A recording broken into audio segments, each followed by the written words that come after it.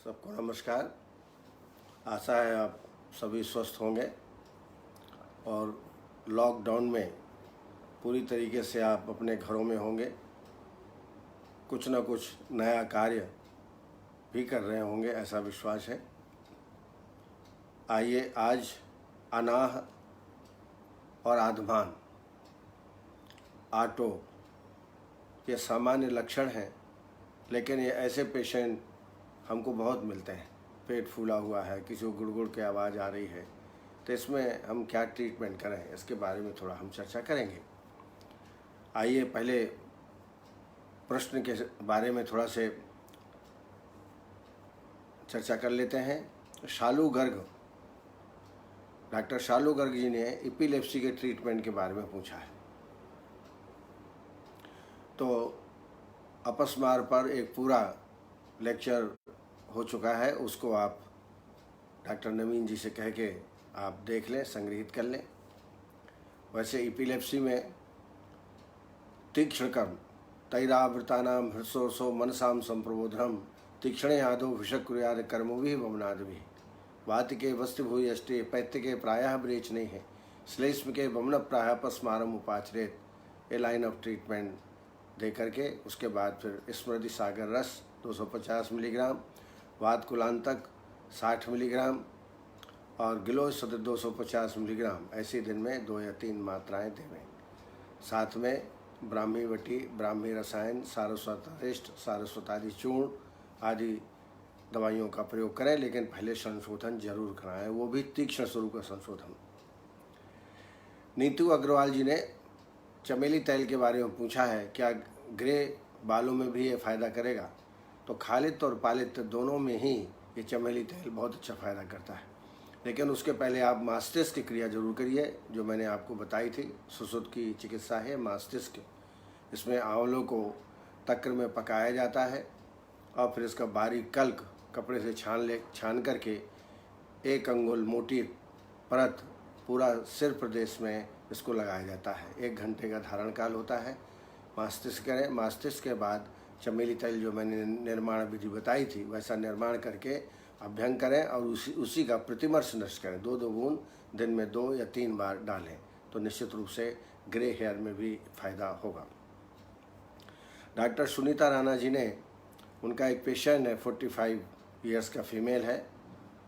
उनकी शिकायत ये है कि ताली जब बजाते हैं तो एक प्रकार की गदेलियों में चुनचुनाहट उत्पन्न होता है, जबकि उसको हाइपरटेंशन, डायबिटीज़ वगैरह नहीं है। निश्चित रूप से ये वात के प्रकोप के कारण ऐसा लक्षण इसमें प्राप्त होते हैं। तो इसमें सबसे अच्छी चिकित्सा अभ्यंग है। 10 मूल तेल या अश्वगंधा बला तेल से डेली दिन में 2-3 बार इसकी अच्छी तरह मालिश करें। इसके बाद कुपील की योग दी जाए। कुपीलू जैसे अग्नितुंडी बटी 2 गोली सुबह 2 गोली शाम को, या नियो 2 गोली सुबह 2 गोली शाम को, और अश्वगंधा, शतावरी और बलामूल चूर्ण। अश्वगंधा, शतावरी और बलामूल, यदि बलामूल ना मिले तो उसकी जगह मुलेठी डाल दीजिए। शतावरी, अश्वगंधा और मुलेठी बराबर मात्रा में कपड़ चूर्ण तैयार कर लें और 1-1 चम्मच दिन में 2-3 बार देवें। ऐसा लगभग 1-2 महीना ट्रीटमेंट करेंगे तो निश्चित रूप से पेशेंट ठीक हो जाएगा। Doctor Yogesh Dutt Sharma ji, Crohn's disease के बारे में पूछा है। जैसा कि आप जानते हैं, ये डाइजेस्टिव सिस्टम के जितने भी ऑर्गन होते हैं, आमाशय हुआ, छोटी आंत हुआ, इनमें अंदर लाइनिंग में, अंदर की कला में या लाइनिंग कह सकते हैं, उसमें एक प्रकार की सूजन हो जाती है, इन्फ्लेमेशन हो जाता है और इससे रोगी कभी कभी मृत्यु भी हो सकती है। ये एलोपैथिक में असाध्य समझे जाने वाली व्याधि है और इसमें लक्षणों में एब्डोमिनल पेन, उदर में वेदना हो सकती है, कभी कभी अतिसार हो जाता है, वेट लॉस धीरे धीरे होते जाता है, सीवियर एनीमिया हो जाता है, फटीग, थकावट, अंगमर्द, सीवियर क्रॉनिक सिम्टम्स इसमें प्राप्त होते हैं और कुछ लोगों में ये सिम्टम लेस होता है, सिम्टम प्राप्त ही नहीं होते हैं। मॉडर्न में इसकी स्टेरॉइड या इम्यूनोसप्रेसेंट या ऑपरेशन, ये 3 ही ऑप्शन है इसमें।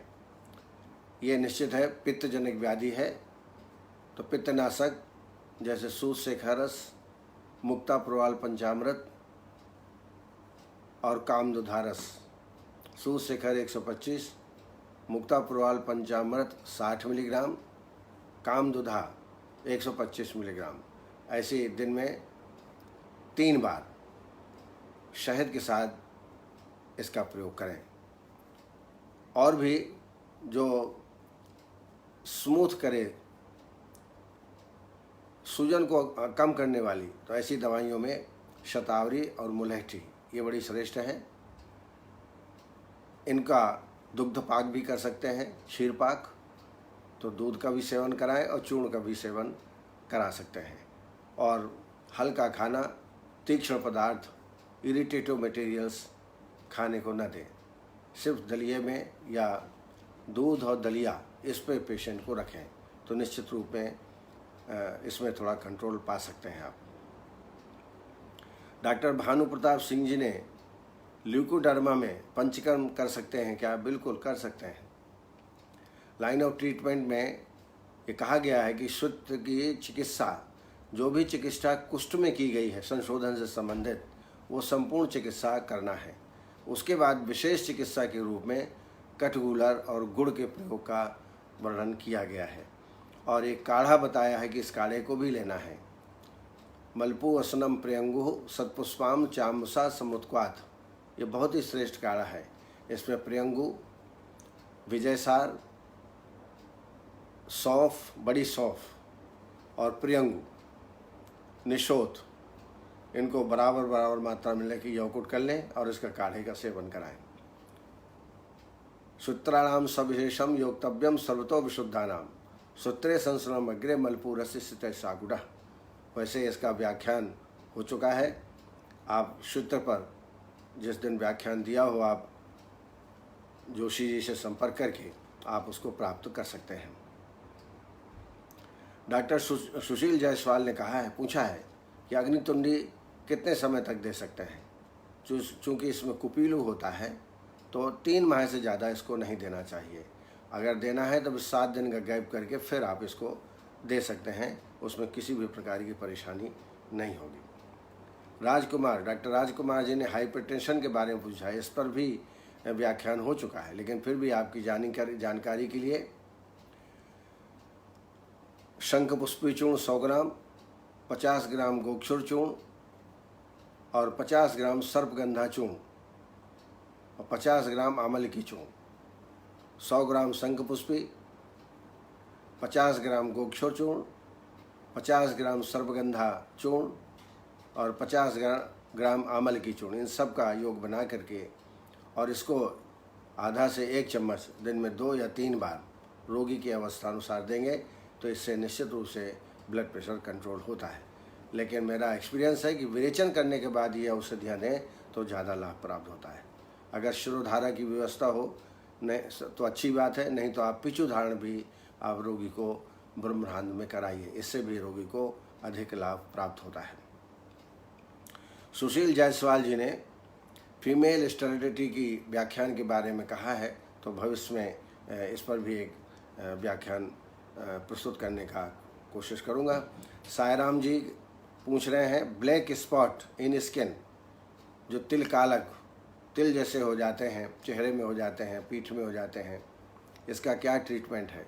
तो ये एक प्रकार की त्वचा से संबंधित रोग है, क्षुद्र रोग के अंतर्गत ये आता है। इसमें आप विरेचन करा दीजिए, पंचतिक्त घृत से आभ्यंतर स्नेहपान और विरेचन करा दीजिए। विरेचन करने के पश्चात फिर दवाइयों का प्रयोग करें। अगर विरेचन नहीं करा पाते हैं तो पटोलादि वस्ती या एरंडमूल आदि वस्ती लगाने के पश्चात दवाइयों का सेवन कराएं। इसमें स्वर्णमाक्षिक भस्म 250 मिलीग्राम, तालकेश्वरस 60 मिलीग्राम, गिलोय सत्व 250 मिलीग्राम, ऐसी दिन में ये 1 मात्रा है, ऐसे दिन में 3-4 मात्रा का सेवन कराएं। इसके अलावा एक्सटर्नली चाल मोगरा तेल का लेपन करें, जहाँ जहाँ पर हो वहाँ पर चाल मोगरा तेल लगाएं।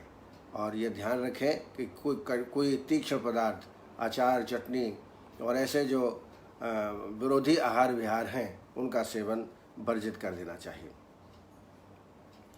नवीन उपाध्याय जी ने सद्यावहन के बारे में पूछा है। तो ये सद्यावहन एक्चुअली कहीं क्लासिकल या कहीं लिटरेचर में इसका उल्लेख नहीं है, लेकिन सद्यावहन कराना ही है तो आप 2 दिन आभ्यंतर स्नेहपान कर दीजिए बढ़ी हुई मात्रा में। तीसरे दिन स्वेदन करा दीजिए और चौथे दिन आप वमन करा सकते हैं। वमन में 2 प्रकार से आप कर सकते हैं। एक तो आप सेंधव, सरसप और गर्म पानी, इससे वमन कराइए, इससे भी हो जाएगा।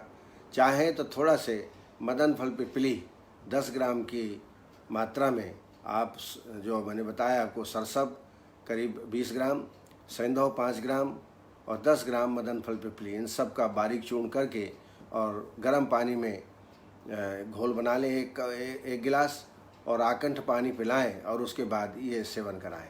या आकंठ मुलेठी काढ़ा पिलाएं। महाराष्ट्र में मुलेठी काढ़ा पिलाने का ज़्यादा प्रावधान है। मुलेठी काढ़ा स्वयं बमनोपग होता है, उसको पिलाने के बाद ये घोल आप पिला दें तो निश्चित रूप से सद्यावमन के रूप में ये आप कर सकते हैं। लेकिन जो शास्त्रीय वमन है, पित्तांतम वमनम श्रेष्ठम कफांतम च बुरेकमाहुः, ये हो, यह आवश्यक नहीं है कि पित्तांत मिले, यह आवश्यक सद्यावमन में नहीं होता है, क्योंकि आपने न तो अच्छा स्नेहन कराया और न ही वमन या वामकल्प ढंग से बनाया जैसा कि एक आम क्लासिकल वमन कराते हैं।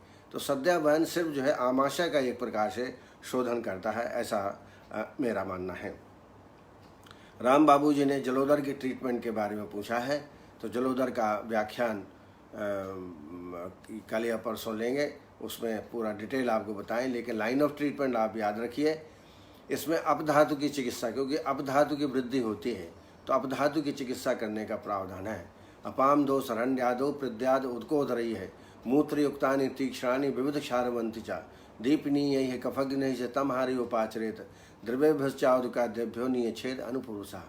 तो मूत्र, गोमूत्र और क्षार का, इसमें क्षार और दीपन पाचन औषधियों का प्रयोग इसमें ज़्यादा करना चाहिए। इसके अलावा दोषादि मात्रोपचार स्रोतो मार निरोधनाथ संभव त्रिदम तस्मा नित्यमेव विरेचेत, उदर रोग में नित्यमेव विरेचन करने का उल्लेख है। तो इसके लिए एरंड तैल 30 ml आप प्रतिदिन ले सकते हैं, या आप एरंड भ्रष्ट हरित की आधा चम्मच रोज सोते टाइम रात को ले लें तो निश्चित रूप से इसमें मल मूत्र अच्छी तरह होगा।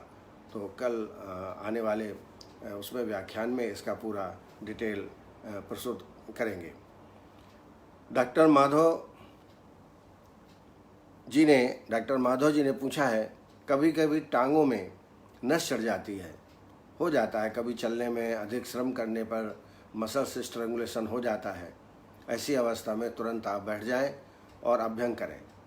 ये तो सद्या चिकित्सा है, लेकिन प्रातः एवं सायं दशमूल तैल से या सहचर तैल से अनुलोम गति से अच्छा अभ्यंग कराएं। अभ्यंग कराने के बाद नाड़ी श्वेत या पत्रपिंड श्वेत करें। ऐसा लगभग 20-25 दिन करें और साथ में टैबलेट नियो, अग्नितुल्य बटी, महायोगराज गुग्गुल का सेवन आप इसमें कर सकते हैं। दशमूल अरिष्ट भी इसके लिए उपयोगी है। दशमूल अरिष्ट 4 चम्मच पानी भोजन के बाद आप सेवन कराएं। डॉक्टर भानु प्रताप सिंह जी ने ल्यूकोडर्मा के बारे में पूछा है। तो मैंने अभी ल्यूकोडर्मा के बारे में चर्चा की और वो व्याख्यान को भी संग्रहित कर लें, नवीन जोशी से पूछ करके आप उसको देख लें।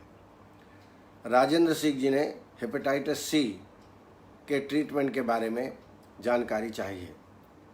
हेपेटाइटिस सी यह एक वायरस इन्फेक्शन होता है। वायरस इन्फेक्शन के कारण लीवर में सीवियर इन्फ्लेमेशन हो जाता है और यह वायरस इस वायरस से ब्लड भी दूषित हो जाता है और रोगी को बहुत ही तकलीफ होती है। ख़ास तौर से ये रोग फैलता है अनस्टेराइल नीडल्स के माध्यम से या टेटो जो इक्विपमेंट होता है उसके माध्यम से ये शरीर में पहुंच जाता है और निश्चित रूप से पेशेंट को इसमें बहुत तकलीफ होती है। कभी कभी बिल्कुल सिम्टम्स नहीं होते हैं, लेकिन कभी कभी fatigue, Nasiya, loss of appetite, आँख और त्वचा पीतवर्ण की हो जाती है, ऐसे लक्षण रोगी में प्राप्त हो सकते हैं।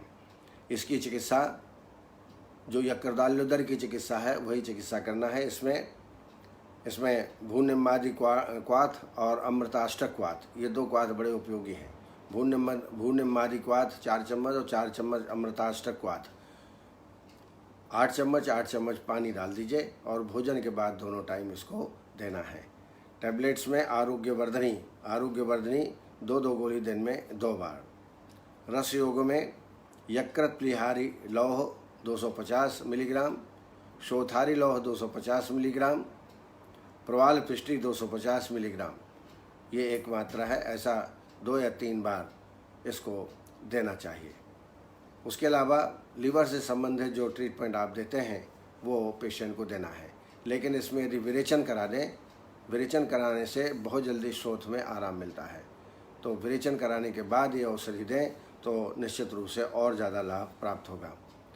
डॉक्टर मुकेश कुमार जी ने साइनस के ट्रीटमेंट के बारे में पूछा है, तो प्रत्याशय से संबंधित एक लेक्चर दे चुके हैं, उसको आप अवलोकित कर लें तो ज़्यादा अच्छा है। अगर साइनस है तो साइनस में पहले आप वमन कराइए और वमन कराने के बाद फिर 21 दिन का नस्य कोर्स कराइए। 2 दिन स्नेह नस्य और तीसरे दिन शोधन नस्य। स्नेह नस्य के रूप में आप अणु तेल का प्रयोग कर सकते हैं और शोधन नस्य के रूप में अवपीड़न नस्य या धमापन, उसके लिए वचा, शिग्रु और विडंग, इन औषधियों का प्रयोग मैंने बताया था। इनको बारीक चूर्ण बना कर रख लीजिए। जिस दिन नस्य अवपीड़न देना हो उसके 1 दिन पहले 2 चम्मच निकाल के थोड़ा पानी मिला के रख दीजिए और जिस दिन नस्य देना है मसल के छान लीजिए और ये अवपीड़न नस्य हुआ। तो अवपीड़न की मात्रा 6 से 8 बूंद प्रत्येक नासा में देना चाहिए। धमापन देना है तो इसी चूर्ण को 6 अंगुल नली में रखकर 3 मिचटी प्रमाण में नली में ये द्रव्य डालें और धमापन नाक के पास जा कर के फूंक लगा दें। ऐसा दोनों नासा में तत्काल करना चाहिए। वेट नहीं करना चाहिए, नहीं तो छींक आने लगती है। इसलिए जैसे ही आपने दक्षिण नासा में दिया वैसे ही वाम नासा में भी धमापन दीजिए। ऐसे 21 दिन का कोर्स करिए। 2 दिन स्नेह नस्य और तीसरे दिन अवपीड़न नस्य, इसका प्रयोग करें। इसके अलावा जो और औषधियाँ हैं आप उसको दे सकते हैं, जैसे स्वर्ण बसंत मालती रस, महालक्ष्मी विलास रस, स्वर्ण बसंत मालती 60 मिलीग्राम, महाविलास रस 60 मिलीग्राम, अभ्रक भस्म 125 मिलीग्राम। ऐसी दिन में 2 या 3 मात्राएं इसका सेवन कराएं। उसके अलावा व्याधि क्षमत्व वाली चीज़ें, क्योंकि एलर्जिक के कारण ज़्यादा हो जाता है, तो इसमें व्याधि क्षमत्व बढ़ाने वाली चीज़ें जैसे अमल की रसायन है, ब्रह्म रसायन है, इसका भी निरंतर सेवन कराएं। इसके अलावा एक काढ़ा मैं आपको ज़रूर बताऊंगा। इसमें गिलोय, मुलहठी और कंठकारी, गिलोय, मुलहठी और कंठकारी, ये 100 ग्राम लेकर यवकुट कर लें और 20 ग्राम के लगभग अर्थात 4 चम्मच ये दवाई निकालें। 4 कप पानी, 1 कप बचे तब तक इसको पकाएं। ऐसा 1 कप सुबह, 1 कप शाम को खाली पेट सेवन कराएं। तो लगातार 21 दिन, 20-21 दिन के ट्रीटमेंट से निश्चित रूप से रोगी को आराम प्राप्त होता है। अब आइए इस कार्यक्रम को सफल बनाने में सहयोग प्रदान कर रहे हैं डॉक्टर संध्या पांडे, निरंतर इस कार्यक्रम से जुड़े हुए हैं। दिनेश यादव जी जो स्वयं प्रोफेसर हैं बिहार में और बहुत ही लगनशील विद्वान आदमी हैं। इनका योग के बारे में हम लोग फेसबुक में लेक्चर सुनते रहते हैं। विजय यादव जी वरिष्ठ चिकित्सक प्रोफेसर पूना में हैं। उत्कर्ष वर्मा जी, राजेंद्र कुमार जी, सत्येंद्र कुमार जी, डॉक्टर सत्येंद्र कुमार, अतुल वार्ष्णेय जी, ये प्रोफेसर हैं और बहुत रोग निदान से संबंधित बड़ी जानकारी रखते हैं, विद्वान आदमी हैं। मोहन सिंगला जी, जयन नौटियाल जी, पवन जोगी जी, अमर शुक्ला जी, डॉक्टर पंकज अग्रवाल जी, डॉक्टर विनय Mittal, doctor Pawan Rana, doctor Vipin Dwivedi, doctor Yogesh Dutt, पवन विश्वकर्मा जी, संदीप सिंह चौहान जी, क्षितिज चौधरी, गिरिराज प्रसाद शर्मा जी, दिनेश राज, स्वाति त्यागी जी, भावना सिन्हा, पवन राणा, चिराग व्यास जी, मृत्युंजय तिवारी जी, याज्ञनिक सोलंकी जी, स्वाति त्यागी, उदित कुमार जी, पवन जोगी जी, राजेंद्र कुंद्रा जी, नीतू अग्रवाल जी, डॉक्टर नवीन उपाध्याय, डॉक्टर शेखर पटेल जी, डॉक्टर सपना ढीमरी, डॉक्टर रीना शर्मा, डॉक्टर विनय मित्तल, डॉक्टर माधव मिश्रा, डॉक्टर मीनल और डॉक्टर भानु प्रताप, ऐसे और भी कई श्रोता रिस्पांस दिए हैं, उनके लिए बहुत बहुत धन्यवाद है। और इसी प्रकार आप अध्ययन अध्यापन करते रहें और अपने रोगी को लाभान्वित करें। अब आइए, सिंपल से रोग हैं आदमान, अनाह और आटो। थोड़ा थोड़ा अंतर है, ट्रीटमेंट इनका लगभग एक जैसा ही है। अनाह को हम कॉन्स्टिपेशन कह सकते हैं क्योंकि इसमें मल का अवरोध हो जाता है। अनाह में विबंध मुख्य लक्षण है और आधमान उदर में वायु का संचय यानी उदर का फूल जाना, यह आधमान है। और आटोप में आधमान के साथ गुड़गुड़ाहट, आवाज आए, तो इसको आटोप बोलते हैं। इसको समझ लीजिए फिर से। अनाह जिसमें मल का संचय होता है, विबंध होता है। आधमान में उदर का फुलाव होता है, वायु का संचय होता है। और आटोप में उदर में गुड़गुड़ाहट होने की अनुभूति होती है आटोप के साथ, आधमान के साथ। वायु की विगुणता से अपक को अन्न का संचय होता है। वायु से अवरुद्ध होकर पुरीस का न निकलना, उद्गार एवं अधोगत वायु का न निकलना, यह अनाह के मुख्य लक्षण हैं।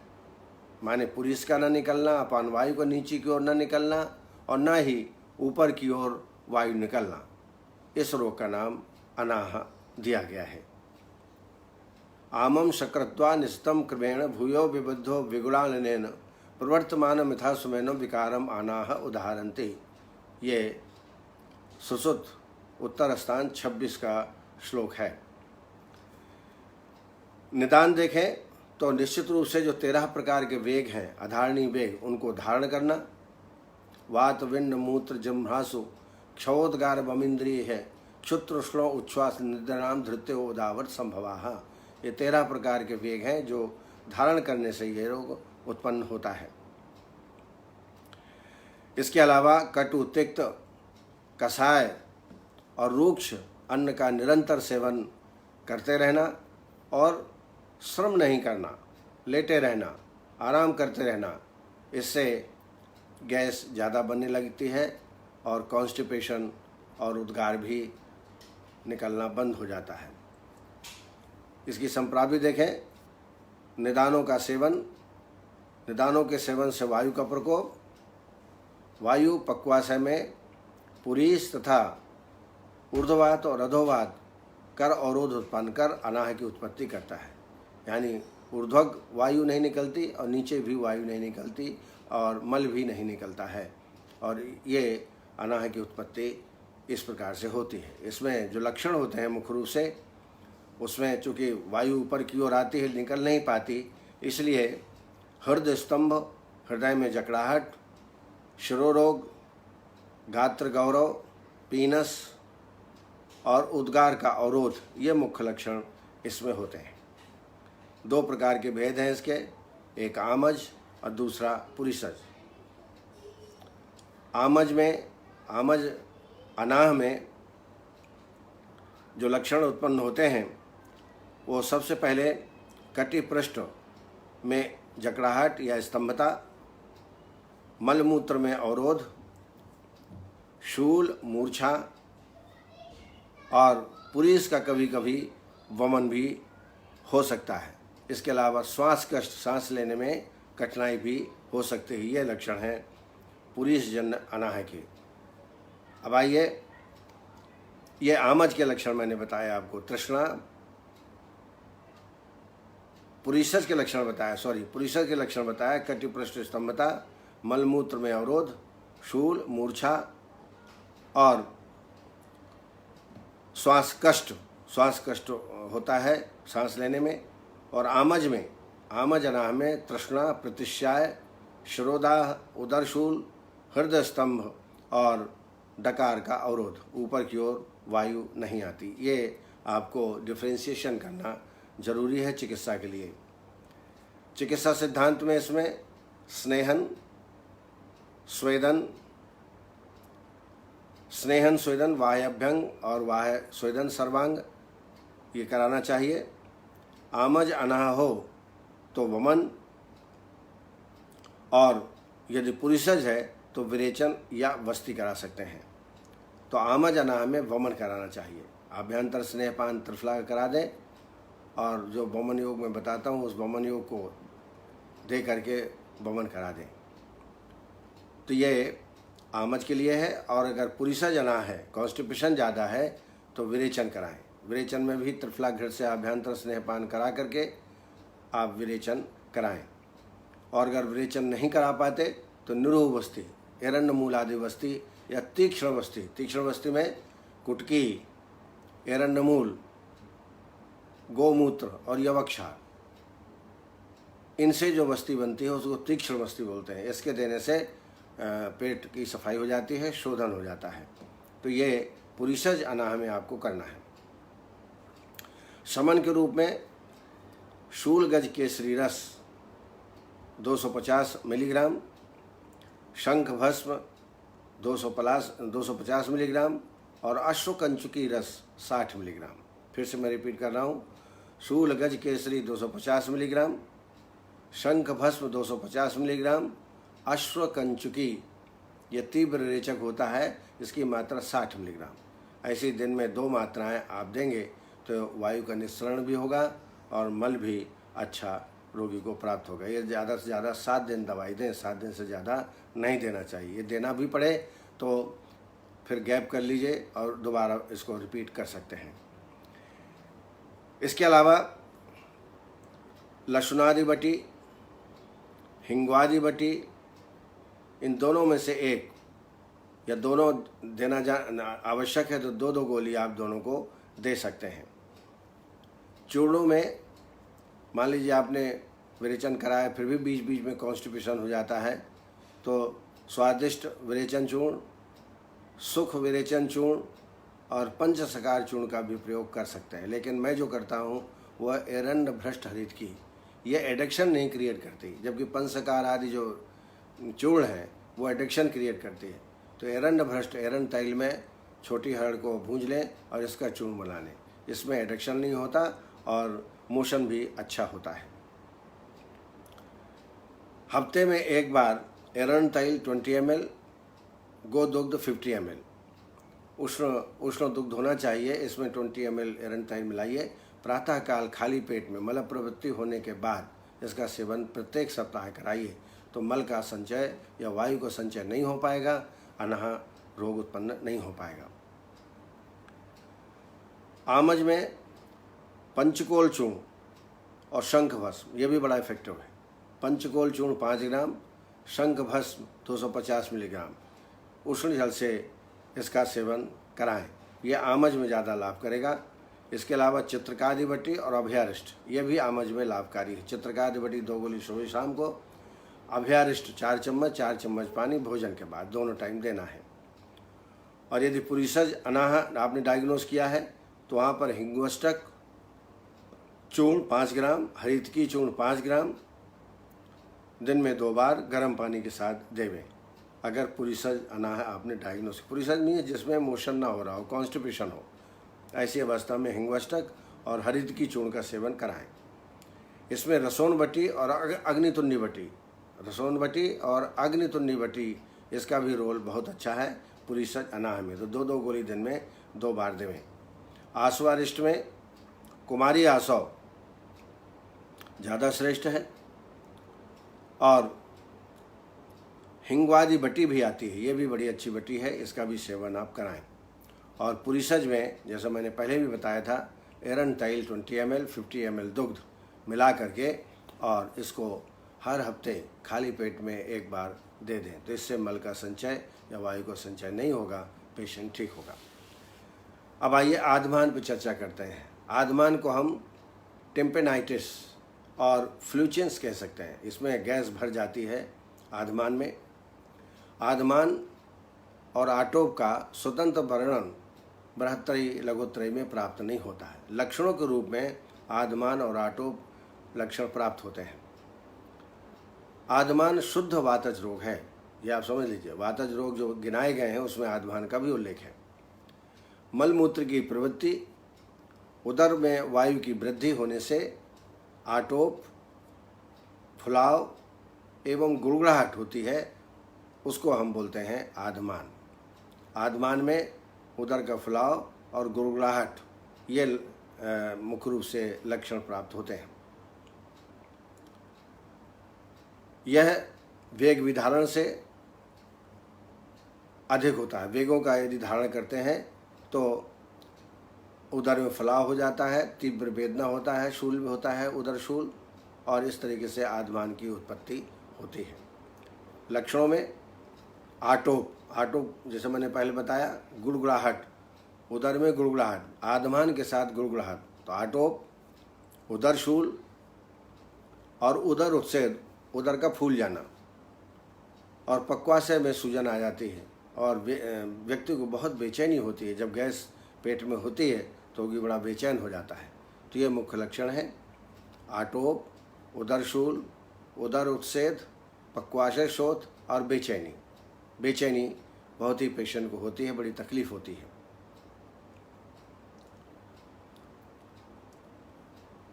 आइए इसमें लक्षण देखें, कौन से लक्षण मिलेंगे। तो लक्षणों में मुख्य रूप से जैसे मैंने बताया, उदर फुलाव और गुड़गुड़ाहट ये लक्षण होता है। साथ में पार्श्व में पीड़ा होती है। हृदय में पीड़ा बहुत कम होती है, इसमें हृदय में ज़्यादा नहीं होती क्योंकि वायु का निस्सरण नीचे से होते जाता है। चिकित्सा में देखें, पूरी सनाह के समान आधमान की भी चिकित्सा है। जो पूरी सनाह में हमने चिकित्सा बताई वही चिकित्सा आधमान में भी की जाती है। आमज अनाह के समान ही चिकित्सा करते हैं। आमज दो प्रकार का मैंने अनाह बताया था, आमज और पुरीसज।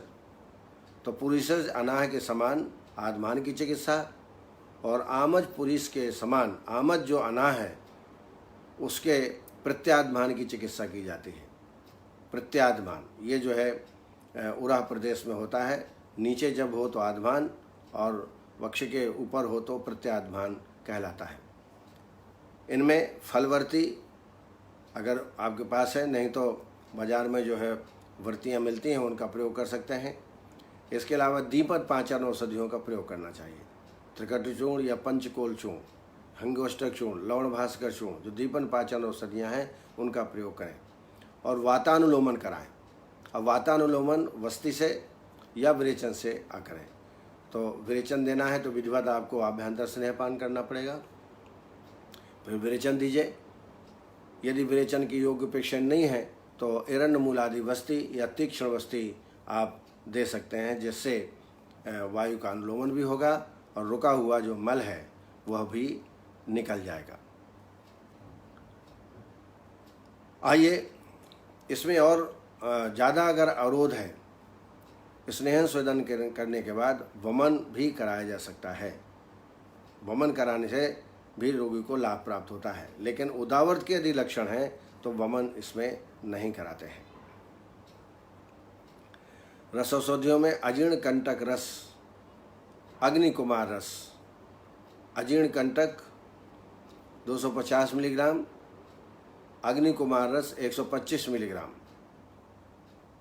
और इसमें हरितकी चूर्ण भी आप 5 ग्राम मिला दीजिए, और इसको शहद के साथ दिन में 2 बार इसका प्रयोग करें। बड़ा लाभ इसमें लाभ तत्काल मिल जाएगा। अजीर्ण कंटक रस बाजार में उपलब्ध है, अग्निकुमार रस और हरितकी चूर्ण। इसके अलावा इसमें एक अर्कवटी और शंखवटी का भी अच्छा रोल है। शंखवटी गर्म पानी के साथ बार बार दें, या अर्कवटी मिल जाए तो अर्कवटी भी इसके लिए लाभप्रद है। चूर्णों में हिंगवाष्टक चूर्ण 5 ग्राम भोजन के 1 घंटे बाद दोनों टाइम देवें। हिंगवाष्टक चूर्ण देना है तो भोजन के पहले देना है, भोजन के साथ साथ। शिवक क्षार पाचन चूर्ण 5 ग्राम दिन में 2 बार, ये भोजन के 2 घंटे बाद देना है। और इसके अलावा उदर शूल और वो जो फुलाव होता है, गुड़गुड़ाहट होती है उदर में, उसके लिए एक लेप का प्रयोग बहुत अच्छा है, मैं आपको बताना चाहूँगा। इसका नाम आप दारुष्टक लेप कह सकते हैं।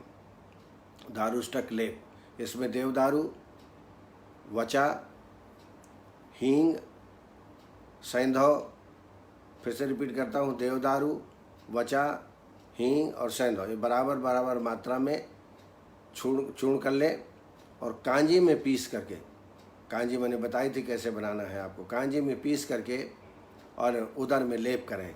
इससे रोगी को तत्काल आराम प्राप्त होता है। अब आइए आटोप के बारे में समझ लें। जैसा मैंने पहले बताया, उदर में गुड़गुड़ाहट आधमान के साथ, जब गुड़गुड़ाहट ज़्यादा हो तो उसको हम आटोप के अंतर्गत रखेंगे।